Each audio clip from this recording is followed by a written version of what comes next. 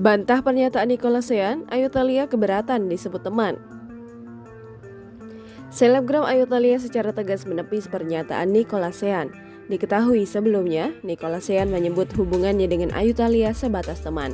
Ayu Thalia bahkan buka-bukaan jika dirinya sempat tidur bareng dengan putra sulung Basuki Cahayapurnama tersebut. Pun, ia mengungkapkan rasa keberatannya hanya diakui sebagai teman. Bahkan Ayu Thalia tak segan menyebut jika dirinya dan Sean sempat check-in di sebuah hotel. Ayu bahkan menyebut jika dia juga sempat dibawa untuk tidur di kediaman Sean. Sebelumnya, Sean telah membantah jika dirinya memiliki hubungan asmara dengan Ayu. Sebagai informasi, kasus ini berawal ketika Ayu Thalia melaporkan Nicolasean ke Polsek Metro Penjaringan Jakarta Utara pada 27 Agustus 2021. Saat itu, Ayu Thalia mengaku telah dianiaya oleh Nicolasean hingga menyebabkan luka fisik. Namun, polisi menghentikan penyelidikan kasus tersebut karena tidak menemukan unsur pidana.